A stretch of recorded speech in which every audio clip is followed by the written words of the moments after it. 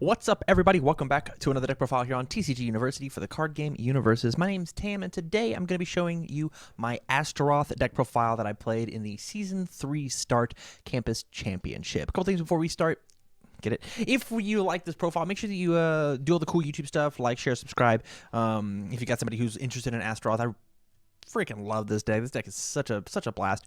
And join us every Tuesday out at twitch.tv/TCGUniversity, where we record these live for you. Be a part of the chat and come and hang out with us. We'd love to see you there. So with that, let's jump into the profile. All right, you guys. So Astaroth. Astaroth is a big, beefy boy, 6-hand size, 33 life. If you haven't seen one of my deck profiles, basically, instead of just reading the cards verbatim, what I've decided to do is kind of just give you the elevator pitch of how the deck works and tell you why the cards are in the deck as opposed to what the cards do. You can obviously read the cards. You can go off on UFS Ultra and find out what the cards do, but let's talk about how the deck wants to operate, how it wants to play. So what is the elevator pitch for this Astaroth deck? The Astaroth deck says that I want to have a war of attrition. I want to get down to 16 vitality, which is my desperation, and I want to stay there. I want to just hang out, and I want to live there. I want to block everything. I want to make sure that none of the cool things that you do on your turn are awesome, and all the cool things that I do on my turn and your turn are super sweet. So Astaroth wants to flip most of my opponent's foundations. I want to put them in a tough position as opposed to the normal, because we're playing under evil as opposed to Earth. Earth just wants to flip everything, but I want to take and if you want to stay alive, I'm going to take the best things that you're playing and get rid of them. And if you half block everything, which is the smarter thing to do, asterisk Roth, you're going to flip the thing as opposed to me. But I'm still getting in there and making everything. The late game for this character is incredibly strong. So we just got to get there. So how do we accomplish this goal? Well, the first thing and the very best card in our deck is for Princess Perry. This card is banana sandwich inside of Astaroth. So the cool thing about Astaroth is after your opponent doesn't block your attack, you get to pick up a 5 diff from your discard pile. So once we get to 16 vitality, which is the perfect play, I want to play my Princess Perry and discard their attack. I've essentially discarded a card from their hand and their card pool. I've negated one of their attacks, and I'm playing it as my own. I check my 5, it passes, well, yada yada. I'll pay my 2 life to make this thing incredibly big. It is an 8 damage attack, or maybe I don't. Maybe I want them to not block it. Well, they choose not to block because I didn't buff up my attack. I then take another Princess Perry out of my discard pile and put it in my hand by paying 3 vitality with Astaroth, and then from there they play another attack. I play another Princess Perry. This is incredibly strong. Just double Princess Perrying somebody on their turn with ways to get this card back. Just playing this card inside of this character is borderline cheating because I get to just recur it out of my discard pile. You could say the exact same thing with the next card that we're talking about for Coffee Saba. Coffee Saba is the best my turn card that we have, and really its entire job is just to try and find more Princess Perrys. I don't care if this card hits at all. This is the best flip target that I have with Astaroth. And the other thing is, let's say I have touched you a little bit and I've got a couple momentum. This card getting multiple X says that my opponent now has to block each and every multiple that I play, or else I'm just going to pick up a Princess Perry out of my yard. You got to block them all. And if you can't, you're not playing your cool big attack. The only throw in our deck, which is a little substandard for Astaroth decks that I'm seeing online, is I'm going to be playing 4 Fight of the Wicked. The reason I'm playing this card is it just mills myself 4 cards so I could try and find the Princess Perry a little quicker, as well as some other combos that we have, and it's just guaranteed damage. I just want to push some damage through. I want to get rewarded for flipping my opponent's stuff, and so this card closes out games sometimes. Like I said, the late game for this character is astronomical because I'll Coffee Saba you on a 2 diff, and then I'll play a couple Fight of the Wickeds, and they're all at least 10-15 damage, just because of how the character wants to operate. Up next, real technical piece. We're actually playing 4 Flame Aura. This is surprisingly insane. This card's so crazy good. Just being able to it's like the second best defensive target that I can, if I can't pick up a Princess Perry. I want to pick up a Flame Aura just because I want to live at 16 vitality. And 16 is so easy to count to nowadays. Just having a perfect high block is super rad. In addition to, I'll toss this out in front as my first card. It's a 5 mid for 7 in Astaroth at Desperation on a 4 diff. And it says that for the rest of my turn, if they do happen to block my things, they're going to burn additional stuff as well as the half block. And then, if they don't block and they don't take the burn, well, they've taken the whole damage, and I just get to pick back up my Princess Perry. This card is super, super good. One of the best blocky blocky boys in the game. And then the last card is a little surprising. It used to be Fatality, but now it is 4 Shadow Slicer. So I already am playing the I want to pull things out of my discard game, so why not just play a little more? So this card is essentially a 6 high for 9 with multiple 4, because I'm going to just be playing it a bunch of times, and this kind of skyrockets me into the late game. This is the card that the deck was missing from my original build when I was going to play this at Worlds. The only on my turn cards that I wanted to play were the Coffee Saba and the Flight of the Wicked. Well, now with Shadow Slicer, I don't have to have these big difficulty cards, and I'm okay just to like play 4 Shadow Slicers and then the Coffee Samba and then the Flight of the Wicked. Well, now these are going to connect because you've had to block 4 times, and maybe you didn't block 4 times. Well, then I'll pick up the Coffee Samba and then make sure the Flight of the Wicked hits, or vice versa. I'll pick up the Flight of the Wicked and just end the game there. This card's incredibly strong, but the thing is you have to have the vitality to play it, or you know, sitting 4 high for 4s is actually just good enough if you want to play defensive and just pick up a Princess Parry. That's okay. So on to the actions and assets. I'm going to start with the actions because they're actually not that important.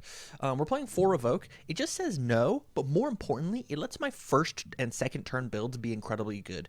We are playing 8 1-checks in our deck. We're playing 4 Coffee Saba, 4 Princess Parry. These are all 1-checks, and so you have to. I'm not saying you can. You have to play smart whenever you build, because if you can't build with this character, 33 is nothing.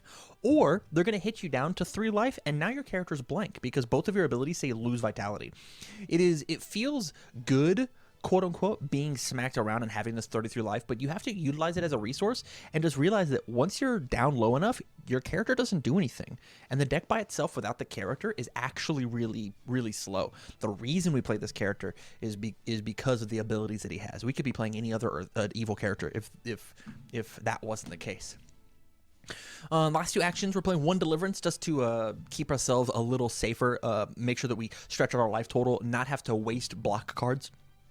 Missile Launcher and Nutcracker are still incredibly viable inside of the format, and so just being like, oh, I'll discard this action and only take 4. I'll go from, instead of going from 20 to 7, I'll go from 20 to 16. Hey, that's the perfect number. And then my last card is Race Against Time. The combo that it has with playing your Princess Parry and then trading it out for a Coffee Samba and then stunning them 1,000,000 on their turn to turn around and kill them on our turn, or multiple on our turn, in order to have them not block and then pick up a different Princess Parry, and then they have a card and Princess. Like there's just too many cool combos to happen inside of these 2 cards to not be playing a singular Race Against Time. It's also a really good side out target. On to the assets. This is actually the make it or break it lineup for the assets. The best asset in the deck is 3 Fiddlesticks. This card's insane. This card is actually, as soon as you get this card out, it's nigh impossible to lose, just because of you just getting to loop your Princess Parries and Coffee Sambas. So I will Princess Parry you, I'll smack you with it. It'll go underneath my character as momentum. I will play a Coffee Samba using Fiddlesticks. I'll stack the card on the Princess Parry on top of my deck. Using Coffee Samba's ability, I'll draw my card back up. Oh, hey, look, I have a I have a Princess Parry. We can do that with Princess Parries. We can do that with Coffee Sambas. We can do that with the Flight of the Wickeds. We can do that with Flame Auras if I've tossed them out. There was one turn that I took and did this combo with, I played double Shadow Slicer and let 1 go to my momentum, and I just raw played 2 of them. I let 1 go to my momentum and 1 go to my discard pile. Well, now I get to stuff it in, stack it, draw it off the Coffee Samba, and then play 2 Shadow Slicers, and that's if I haven't checked any other ones. Incredibly strong plays with Fiddlesticks, and just being able to just draw extra cards is really good. We're playing double Soul Calibur. The reason we're playing 2 and not 1 is for 2 reasons. Number 1, the response commit on the card is incredible. A lot of really strong cards. Almost every card in my deck that is relevant is a weapon attack. Getting rid of the ability on Coffee Samba sometimes just shuts down entire decks. And so I was playing against Mitsurugi with this card, and it wanted to play as its only big attack. It wanted to play the roaring flame plus 6 get stun, and this card just says I don't think so. That's not a card anymore. In addition to this is 2 more copies of Fiddlesticks if they're on my discard pile. One of the easy ways to lose with this deck, and it's happened before, is on the first 3 cards of the game I'll check all 3 Fiddlesticks and just feel bad and like have to really play an honest game. Well, this card says I just get to pick these fiddlesticks up out of my discard pile and play it, once again, a dishonest game. And then my last asset is Coludus. I want to be able to flip the best cards in your deck, especially assets. And Soul Calibur becomes Coludus if necessary, and then just flipping really good stuff. And this deck wants to play the long game, which means my opponent might feel inclined to go to Deadlock. And if so, all of my attacks get +6 damage, which means that it's +9 damage with Astaroth. Or maybe I don't even have to use Astaroth anymore, and I'll exclusively use him for the, if you don't block this thing, first off, you're getting smacked in the face for 1,000,000, but I'll also pick up the last attack you'll see for the match. So on to the foundations, I had these laid out into their different groups as opposed to how many like numbers they have or the best cards of the deck or so on. And so the first group that I want to talk about is just consistency, right? I want to mill myself as much as I can, and Profane Sanctuary is the best way to do this. Pop a couple Profane Sanctuaries down, and then I'm discarding 4 on each, discarding 8 on each cycle of a turn. It means I'm going to find my Princess Parries, and more importantly, I'm going to find my Shadow Slicers so that I can then pick up my parries or my Coffee Sambas, or it makes my Soul Caliburs a little more live, or so on and so forth. This card's really, really fantastic, as well as there's plenty of Breaker 2s or Breaker 3s running around, and this character does not have to play mini attacks, but the attacks that he does play, he has to pass them. Or the foundations that he plays, he has to pass them just because of playing all 5 difficulties. So respond and flipping this, I did it even when I was going to build a 1 diff foundation. Canceling Breaker is incredibly, incredibly important in this deck because checking a 1 on side of a Breaker 2 just means that your turn's over. You didn't do anything. You didn't proceed. You didn't push the game state forward. Up next, consistency. I want to push my Princess Parries to the max, right? And 33 life is a ton of life, but the way that you get this even better is you stretch it out by gaining 3 times every time a Princess Parry touches them. And there's sometimes where you'll open up double English Aristocrat, and you just win the game because everything that you do, you'll pay 2 life, they won't block it, you'll pay 3 life, and then gain 6 life back. Neat, I picked up an attack for free, I smacked you for 3 more damage, and I gained it all back, and on the next turn I get to do it again. This is the #1 threat. If my opponent has any sort of flipping that they can do, this is the card they have to flip. If not, they're probably going to lose the game.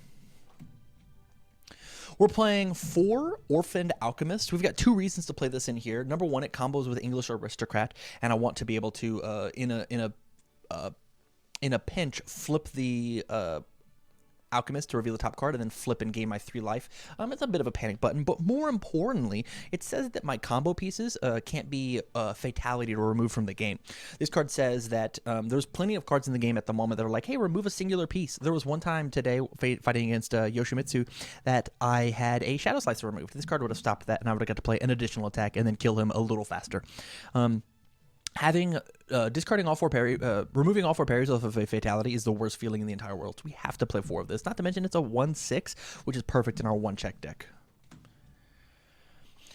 Still on consistency, as I said before, we have to build, and so 4 Fallen Angels just says, after I play it, reveal the top card of my deck, make sure that I'm safe. Surprisingly, or not surprisingly, it also coolly combos with the English Aristocrat. This counts as revealing the top card of your deck, and so if you need to, you can, like a cool play that I've done before is I've played Fallen Angels on the block, and then after it's played, reveal, gained my 3, which got me out of the half-block death range, half-blocked, and then survived that turn.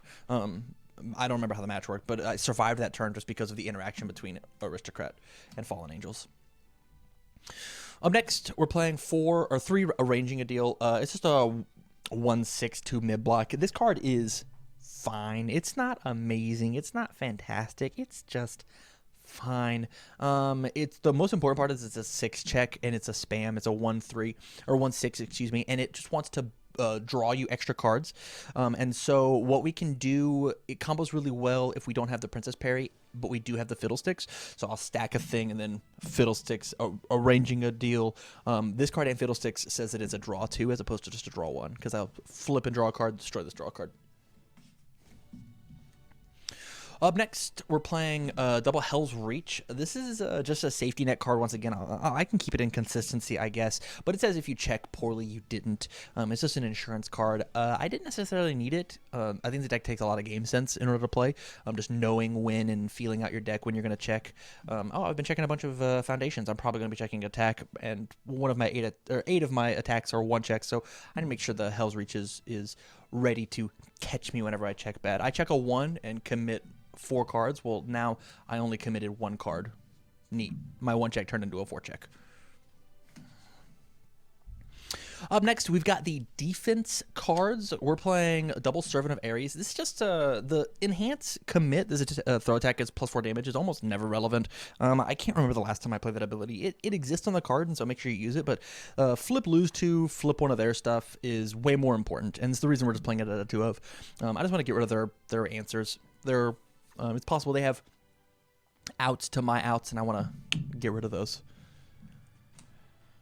Up next, we're playing 3, the Demonic Guard. This card says that the longer the game goes on, the harder I am to kill. Every time that you block one of my attacks, I'm just going to reduce your damage more and more and more. And there's also a ton of throw hate, which the Scorpion deck inside of this Campus Championship played some really good throw attacks, and so this card just stops that. Up next, we're playing the standard evil stuff. Double Faithful Monster. I think this card's perfect at a 2 of it in a deck. I am not actually certain that it needs to be more now. Back when evil first got its kick start from Mortal Kombat, you could see this card at like a 4 of, but I think 2 is actually a really good place inside of a deck. And then same thing with a Double Outworld's Heiress. This card could be increased a little bit more depending on how your asset hate looks, but because I'm playing Coludus and I can build it in with Soul Calibur, I don't necessarily need the extra. We're playing Double Drained by a Kiss. This is the most important non-obvious card inside of the deck, most underrated card in the deck, because it says response flip after an attack resolves, flip it. My entire defensive strategy is all based around a singular card called Princess Perry, and there is a banana sandwich card called Dark Chirito that just negates my entire card. It negates the entire strategy of my deck. And so after that card resolves, I have to flip it. I have to get rid of it. So this is main boarded at 2, but I would definitely sideboard the other 2. Like, you have to. It also randomly shuts down combo decks, which helped me out in the finals match today. We're playing 1 Uniting Rebels. It's just really good stats. It lets me build a little thicker on turn 1. And then the gain 1 vitality can slowly grind you back up from, like, there's sometimes that you go to 1 and this card will get you back to 4, which means I can respond and pick up another Princess Perry. Sometimes it happens. And the last card is 1 Blood for Blood. This just says that every time that they block, not only are they flipping something, but they're also burning too. So it makes them not want to block even more. And I will totally pay 5 vitality to pick up a Princess Perry, because that Princess Perry is going to be doing at least 8 to them, and discarding their attack and working with my combo and so on and so forth, as well as it is a little stun deterrent. I got stunned by a 5-hand size character on turn 2, and he went from 3 foundations to no foundations, or 2 foundations, no foundations. That'd be insane. It went from 3 foundations to 2 foundations, and so it just kind of stopped him attacking. All right, you guys, that was my Astaroth deck profile. I absolutely adore this deck. I want to give a big shout out to Piglet Turner, one of the Atlanta boys, in order to give me the inspiration for playing Princess Perry inside of Astaroth. I wanted to play this character as soon as he got revealed. I thought he was very, very neat, but I didn't quite have the secret sauce, and he helped me out with the deck. So big shout outs to him. Thank you. If you like the deck and you want to chit chat with it, make sure you go out to patreon.com/TCGUniversity and sub out there at the $1 level, and make sure that you talk with me, talk with anybody about your Astaroth deck, and think about all the cool things that we could do. There's a ton of different options that we can play when it comes to 5 difficulty attacks. If you notice, I'm not even playing all 5 difficulty attacks. I'm playing a 4 diff. So with that said, thank you very much for watching the video, and stay learned.